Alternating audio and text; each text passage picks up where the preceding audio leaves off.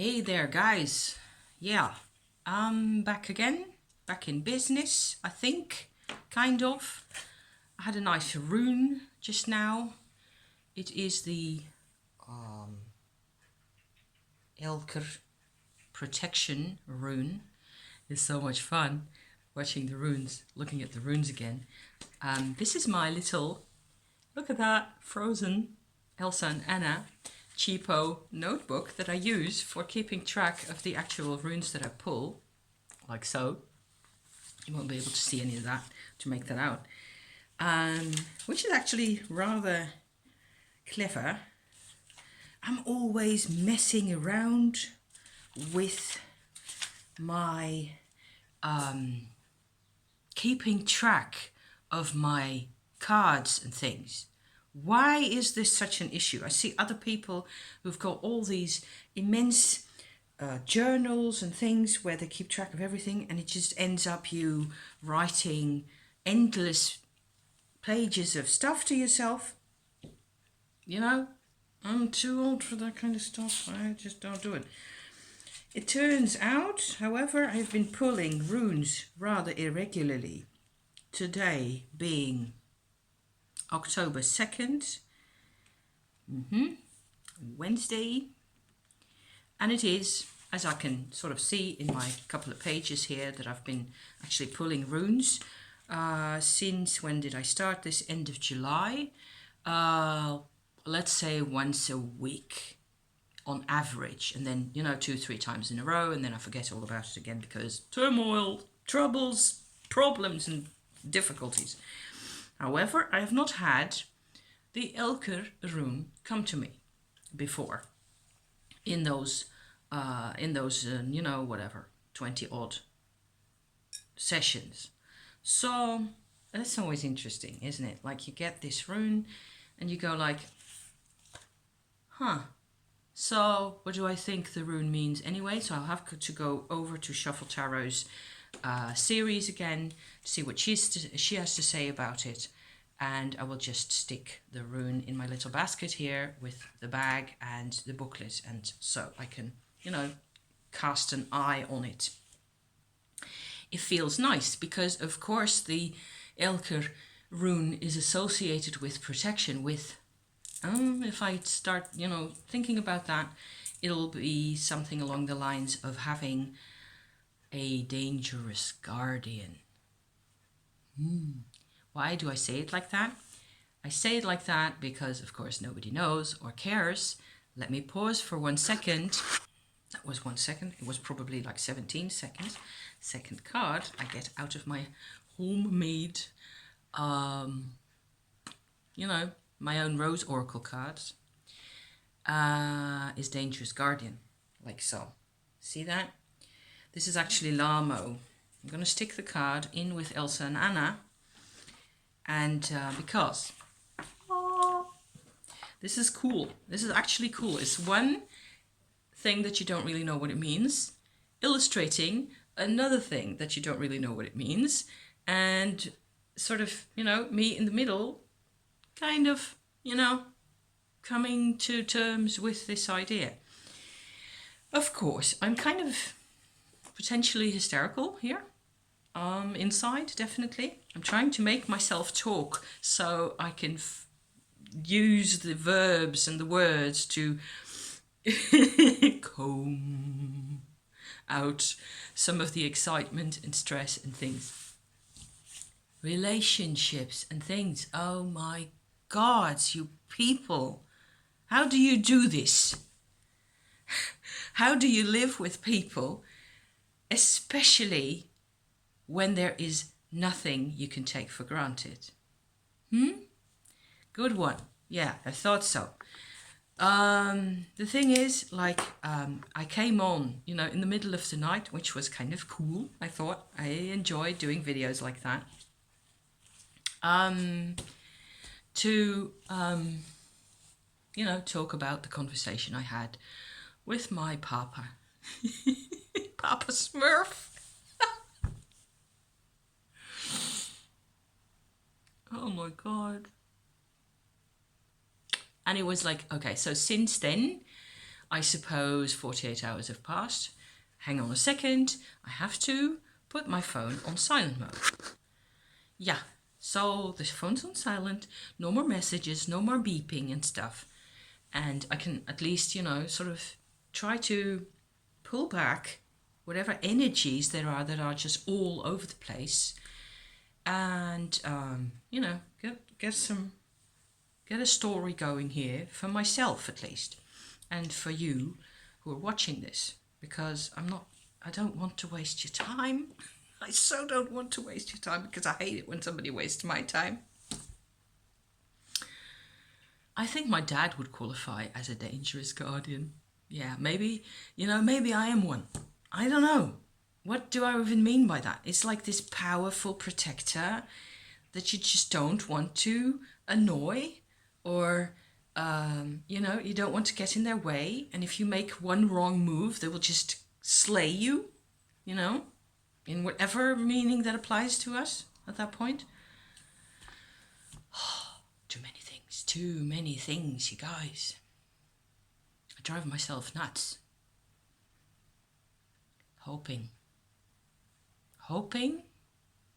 yeah, that, because I was talking in my nighttime candlelit mugwort infused little vlog there. I was talking about empathy. I have realized quite strongly that what we call empathy or compassion or high sensitivity and all that, I would like to redefine the whole lot of that as that is your own, partly hidden, emotional nature. It is just your emotional nature. It is my emotional nature to care about my dad. And it doesn't, in that field, in that area of my life, it doesn't even matter whether he cares for me. It matters to some extent what he says to me, what he does. But he's 85 years old. What's he gonna do? Is he gonna, send demons my way? Hardly. They have always cared about me. All of them. My grandparents. Everybody used to like me a lot. Which was one reason, or one cause I should say, for why I couldn't make sense of all their darknesses, plural, for all those people. And how they were slaying each other and just driving each other frantic, both ways, by the way. Let me just state that. When there's divorce, my mother used to think of herself as this ultimate victim, but she was a powerhouse in herself. She was one big, dangerous guardian. God, here she is. This is another card from another oracle deck that I made at some point. Just love this. What does it say here? Say yes to the dress. Yeah, I was just trying to be funny. Sorry about that. This is my one attempt that I made at making my own personal, oracle card set using photographs of paintings and drawings and things. And there isn't anything cartoony in here. Let me just check. There's quite a number of oil paintings in here. Here's another dangerous guardian. I'm kind of obsessed with that theme at the moment. Sorry about that, guys. It's going to be all over. Here's another one. I'm just going to stick them in front of my face so the camera will look at the thing rather than try to look at me.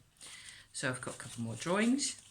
I was thinking of adding to this from animation movies, which kind of, there's shots in animation movies that I've made. For example, Coraline. God, love that. Expressions, moments. Ralph Breaks the Internet.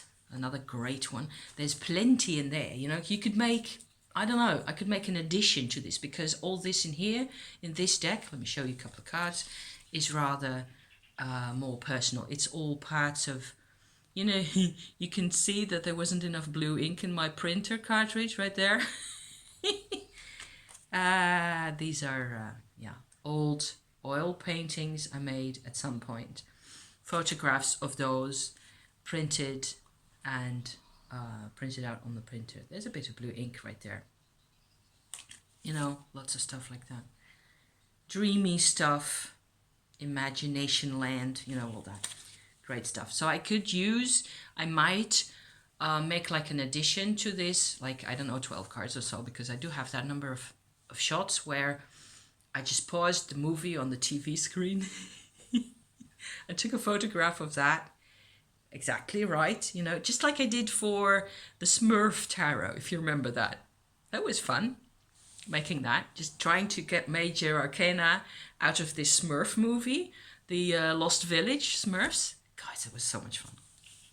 Cards all over the place, which is what I like. Because, you know, I love the images, I love all this good stuff, and some of it is my own, and some of it is other people's. What do I get here? Appropriately, the Three of Pumpkins as a card for the day, for me at least. So I'll be printing. It looks like, okay, doesn't it? Three of Pumpkins. Let me see whether I won't put that upside down. So like so. Put the deck here, and I will stick the Three of Pumpkins into the little railing that I've got here, which is still in use. Halloween. It's October. It's finally October. I've been to the market just now, got me veggies and stuff, you know, as you do, and it's actually cooler. And I was, you know, in my vest, those long sleeves and stuff, and I was actually breathing in the crisper autumn air. It's amazing. So all that, very rambly, very excited, I think, happier than I was, because also had, you know, a bit of a turmoil with a potential new friend, where she didn't know what to do with me, so she ended up offending me, which is actually something that happened. Do you believe it? I used to not, you know, I was used to be a total doormat, chameleon and doormat at the same time. So you get this doormat which changes color, tries to be invisible the whole time. Ugh. She called me back, and she didn't apologize, but she obviously wants me. I don't care about people apologizing. This is also an apology. The thing she said, and I said, I proposed, let's not go to a, you know, complicated place, all, you know, make it all difficult for ourselves. Let's just meet up and have a tea somewhere, have a cup of tea, and see who we really are, because we don't know each other. And she felt the same way, so that made sense to her. So that's a great relief, because this morning I was like, oh, here we go again. You know, I had an appointment with her, and she ended up, you know, sending me an angry text message at 4 o'clock in the morning. Please. Anyway, you saw me bottle. Maybe you did see me bottle. You saw me do this, okay, just now. I was inspired again by Lisa. Hi, Lisa, if you're there. I love your channel. I don't always, you know, I don't know how you manage to watch so many channels. Do you do just 5 minutes each or something, and then just pick up on a couple of things? That's what I do, that you really want to know more about, and then you go for those. And how many hours into the night do you guys spend in front of the thing? Gosh. Anyway, I like Lisa a lot, and she knows it, because she manages to really present all sorts of different subjects. I like me that eclectic business, you know, all over, bits and bobs and things. And something she talked about, probably just some essential oil, magical oil that she used, just got me thinking. And oh yeah, of course, it's, you know, October now, so I should really, you know, get me some cinnamon rose oil combination to just do the, you know, little perfumey bit with again. So I came downstairs, washed my face, put on a clean t-shirt, and come downstairs and go straight to my oils cupboard. And I find this bottle, which says, it says here interaction, in Dutch, interaction. So interaction, which is like a mixture I made inspired by another one of her videos a couple of months ago, where she uses other products besides the essential oils. So you get more like an oil that's actually okay for your skin also. And this contains an actual, I think, a clove, a piece of cinnamon bark, and a couple of seashells and a couple more, you know, little gizmos like that. Palo Santo, smidges of wood, little, you know, fragments. And then those are in the bottom. Then you get like a mixture of olive oil that has a couple of other things in it, and among which was witch's powder, which I still want to recommend to everybody out there. Go make your witch's powder because it's so potent. God's... I should really make another vlog about that, shouldn't I? Just like a 5-minute thing or something about how to make your witch's powder. Or maybe I will just stick... I'll do that, because this has all been, you know, terrain that I've used before. So I will just put in George Hare's vlog about that, about how to craft the witch's powder, because that's where I learned. I did not use his recipe completely, but it is just a really wonderful warming magical tool that you get making this. So you need a mortar and you need a couple of ingredients to make your own witch's powder.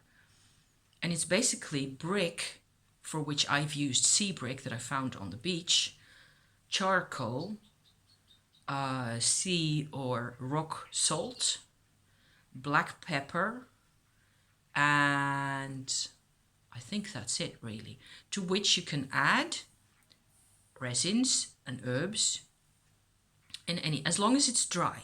And you just grind that up. Bricks grind up real easy in a proper stone, granite, you know, heavy duty mortar. And you of course have to have a mortar. If you're into this type of thing, you just gotta have a mortar, right? So I made that stuff just because I felt it was inspiring, and I felt like doing that at the time. And that's, I suppose, like springtime last year in 2018, I think, or maybe even in 17, I don't know. And I just loved it. I've used it ever since. I don't use it the whole time. And basically what I tend to do is just I've got this like a little vial like this one that contains my witch's powder, which I just take along in a bag with a couple of magical tools, and I just take it out whenever I feel like, you know, I don't have really got all this much energy, and I still got stuff to do, and I don't feel completely, basically because people are getting to me, or emotions are getting to me, and you know, I didn't get to go out in the fresh air enough, or I didn't get enough hydration, or things like that, which is always, of course, things that you have to see about yourself. You have to look after yourself, but you can't always make it perfect. So I find that using witch's powder and carrying that around with me, or sticking it in my pocket, just like that, is very helpful. There's some of that in this oil mixture. That's why I was going off on a tangent along that path, because I just find it fascinating that basically bricks and salt and charcoal will actually do that. And it's like elements, you know, the elements are there in our lives all the time. So this oil, I haven't really sat with it or anything, because it's basically olive oil with all these ingredients in, and it just feels very friendly, and it smells kind of friendly. It's got a bit of floral and a bit of spiciness to it. And I do keep recipes, of course, for these things. So I do have that over here. It contains absinthe. It contains Palo Santo oil in a dilution. elemi, which is another kind of a resin oil, quite pungent and strong, cinnamon, cloves, that type of stuff. I suppose you could make magical protective tools in all sorts of ways using kitchen stuff, which is another fun subject in itself. So, long, rambly, general rambliness. I'm feeling quite a bit better what with having slept properly. Pleased with myself, pleased with my dad for the conversation that we had that just keeps running around my brain. Bits keep popping up and, it just makes me laugh, I think, which is great. He's not even trying to be funny and he's poking, he's a needling type. So it's very easy for that to get, if you react badly, then that's toxicity, right? It becomes toxic. It doesn't have to. And so the big challenge for both of us will be to see what we can make out of that and whether, I've found at least that if I just make myself available as a person, as his daughter, if I make myself just being more the person that I really am rather than my programming. It's like that. I just have to manifest finally what I've been working on and working towards every single day of the past 5-6 years or so, what with all the transformative things. So there you are. You just have to make it happen, and I can't make it happen from here. I have to go and see him, which is like 2 buses and a walk over yonder probably. So yeah, 1 game at a time. No matter what, it's going to be 1 game at a time. What else have I got to share with you at this point? I wanted to show you again my smoky quarters that I talked about, I think it was last week. It turns out this is the one. How can I do this? I was trying to think of a way to show them to you, like you could see the color. Maybe this will work in a minute. To see the color difference, because yes, there you can actually sort of see the color difference. The one on this side, turns out it's a citrine. It's not a smoky quartz at all that I've thought for all those years. And there's a difference in vibration between these two. And I've worn them together, and that was excellent. A citrine and a smoky quartz together give a real sense of joy, which is what the citrine does, which is why I noticed the difference to begin with. If they'd both been smoky quartzes, there wouldn't have been this sense of, hey, there's a real difference. It's my thing again about, this one feels different from this one. So the smoky quartz is grounding and stabilizing and like a bit more like the no-nonsense type of vibration. Like you just want to, get on with things and just basically see what you can make of things, move on, be sensible, not be all over the place. Whereas the citrine by itself is quite expressive. I would even call that a soulful stone. It's really a soul connecting stone. Citrine is gorgeous, and I'm really happy that this little pebble that I got from the shop that I was talking to you guys about in Amsterdam like a gazillion years ago turns out to have this much to give to me. And I'm really, really pleased, because it's kind of also re-establishing this value back then of those days. And everything has value, right?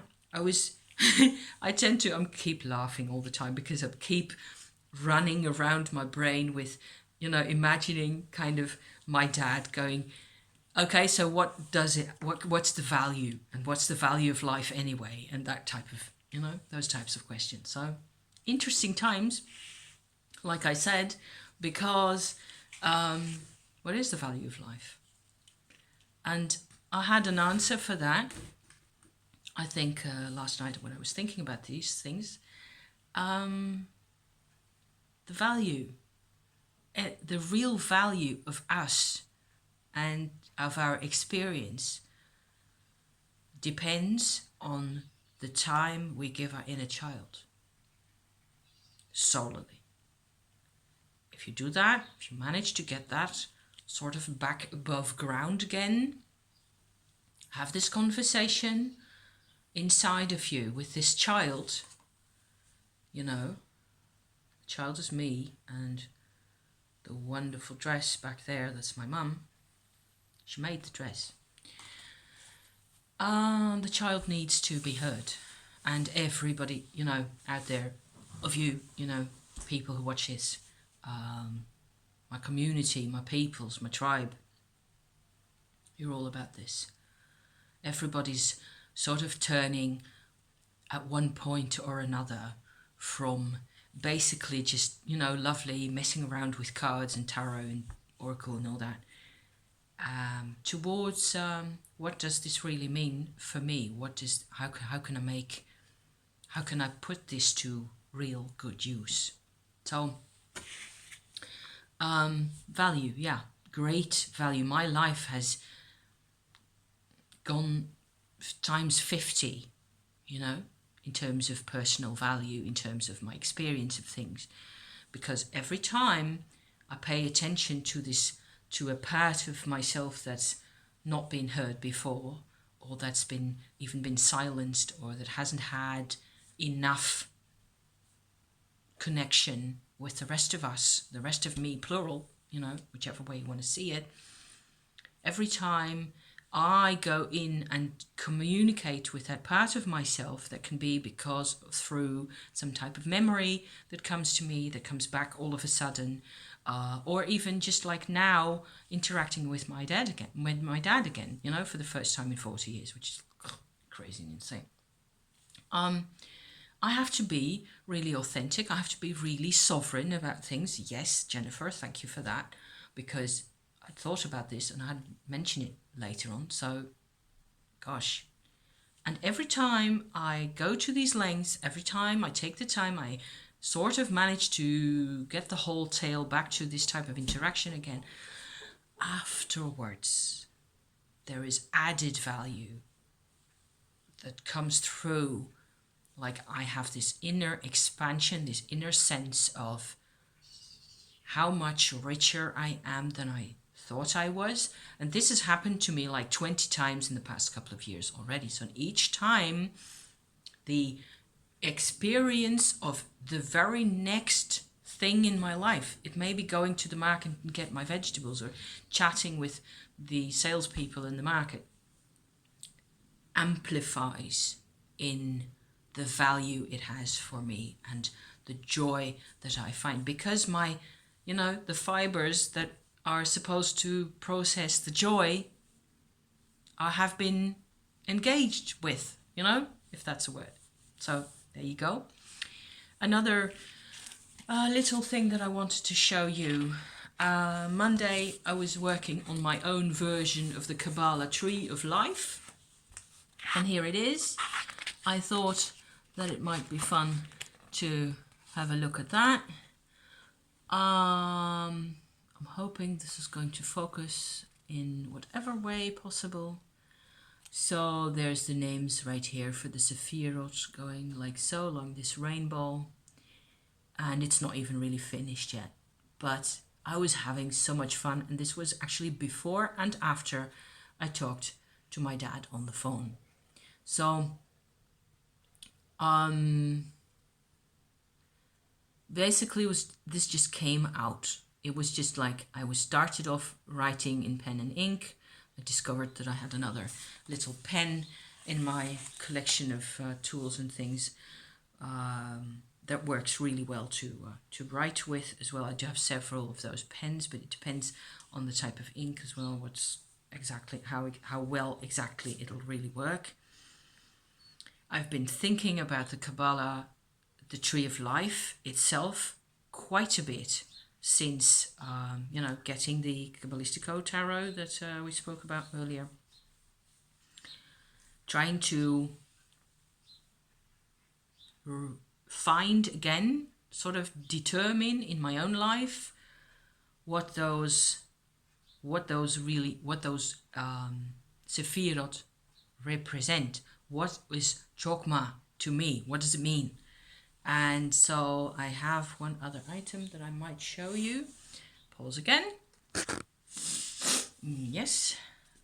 This is how my notebook has turned out. That's okay down there.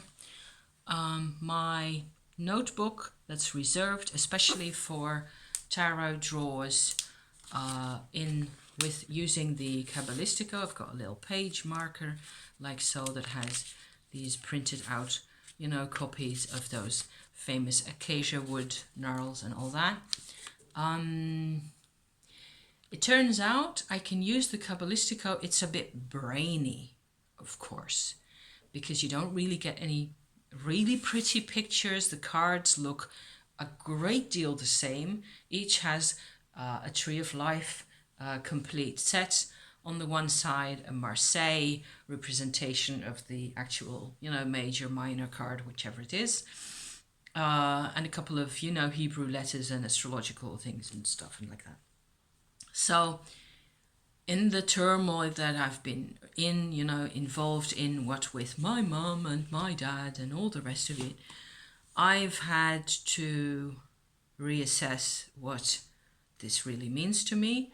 And I also will probably at some point go back to the Mary L, which is like so much all the way around to the other side of things that it kind of meets at the back again. There's a lot of Kabbala in the Mary L as well, so I'll be able to understand more of that a lot better as soon as I get to it, of course, which is kind of awesome. I didn't really even realize that, but that's going to happen. Those things are going to merge or come out.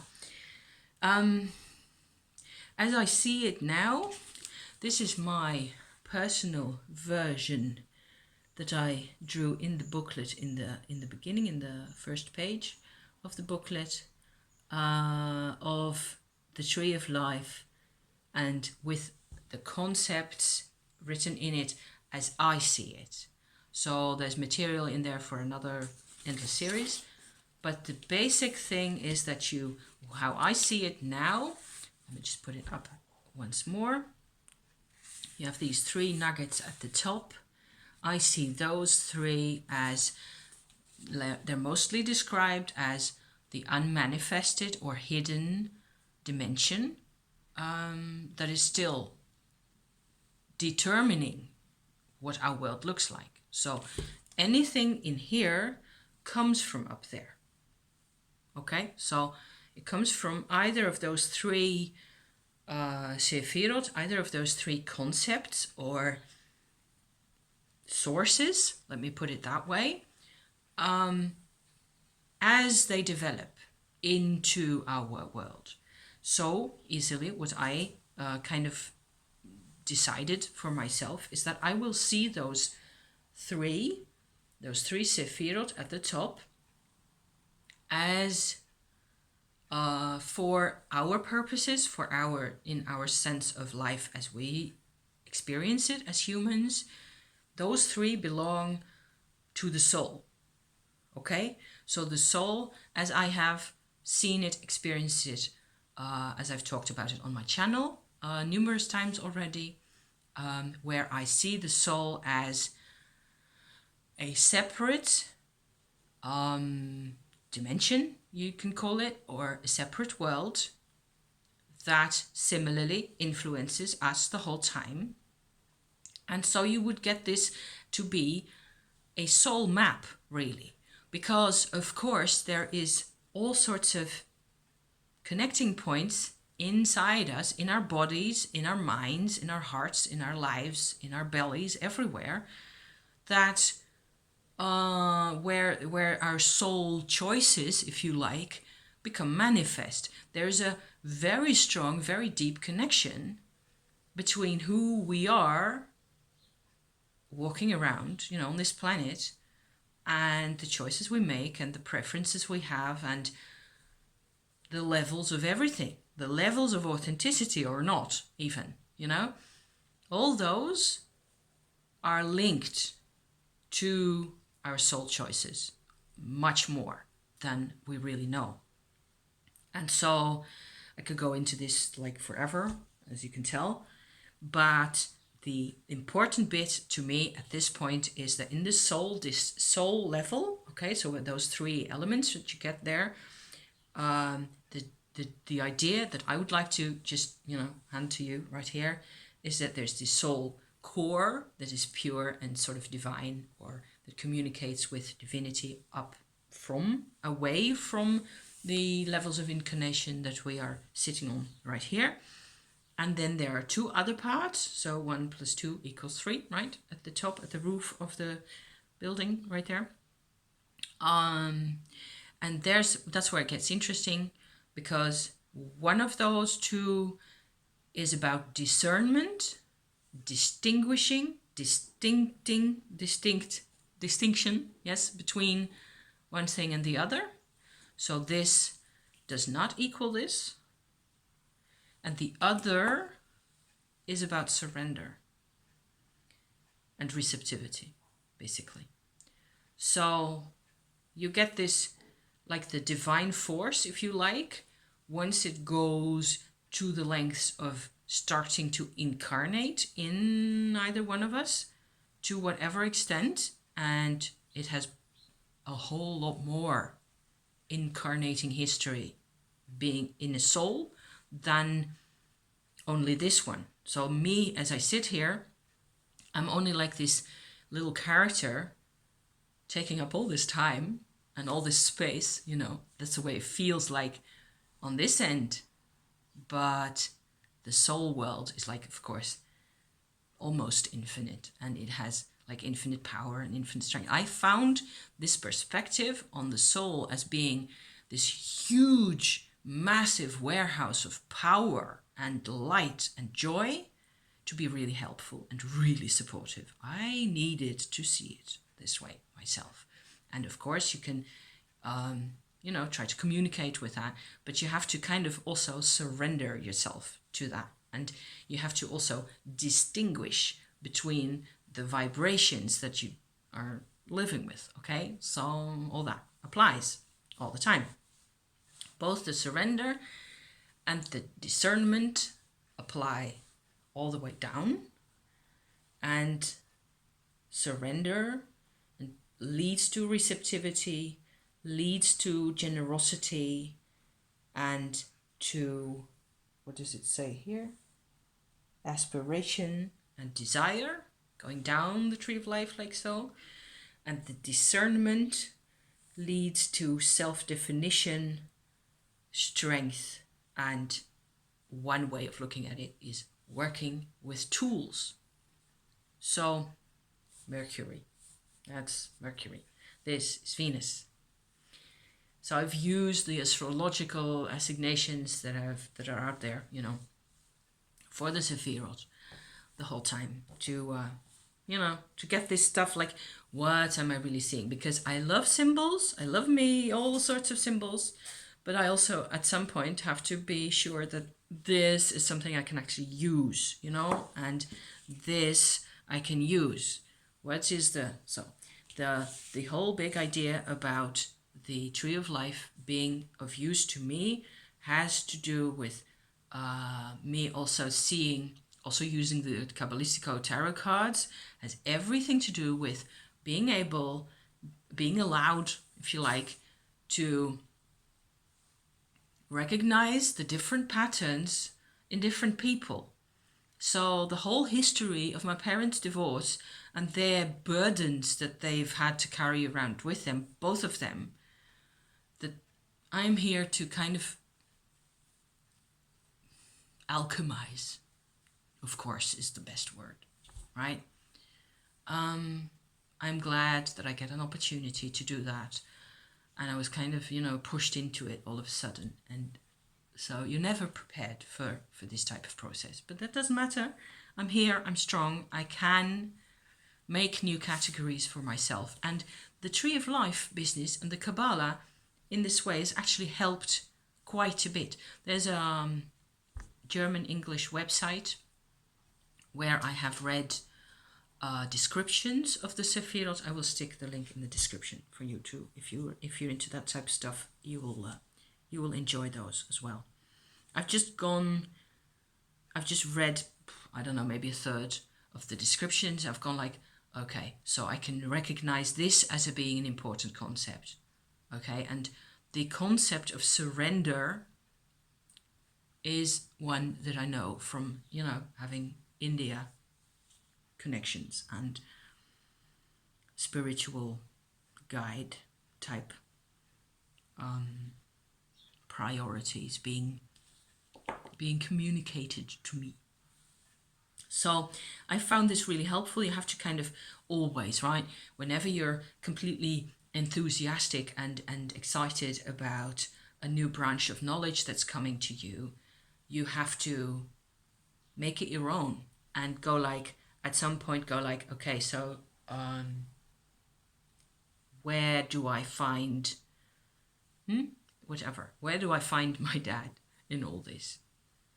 And maybe the big thing with my parents wasn't that they were more on this side or more on this side, either of them, or on the outside they were on this side and on the inside they were really over here. The thing being, they didn't really get to live in the middle, live in the heart with joy, which is where the straight way down, that I haven't talked about yet, because there's the discernment and there's the surrender, but you need something else that is joy in order to really be yourself. What hurts most, what comes out best, and what gives us the most joy is joy, right? So really cool. Plenty cool stuff. Plenty yummy, glorious, cool stuff. And I will be seeing to that as well. Anything else? Black obsidian, showed you before several times already. Love this piece. Every stone I own turns out to be helpful at some point or other. You just have to be really ready to work with black obsidian. So, yowzer. It's insane. Mahogany obsidian, it's also gorgeous. Last week I was going on about the Apache tear. Beautiful. I needed those. And then from there on out, I kind of moved into this territory. And I'm quite confident that working with this gorgeous piece of work here has helped me prepare for talking to my dad, which is like, how exactly would you put that? It's about inner strength. It's about confidence, basically, which isn't something he can help, or my mum or any of those people, If I lack confidence, it's also because I expect myself to have a million yards of confidence, being a Leo and all that, Moon in Aries. Duh. I've got these big expectations of myself. And here I am, like being this tiny grain of rice and messing around and feeling helpless and powerless and and all that, So I will probably be going outside again also at some point fairly soon, because nice crisp autumn air and potentially more mushrooms and things, It's 12 o'clock, kind of. Never completely sure of that thing over there, because it's probably 12 o'clock. Yeah. Things are looking up. And some of the looking up is happening to parts of life that have not looked up ever before. So yeah, empathy, empathy being this part of us that's always been ignored.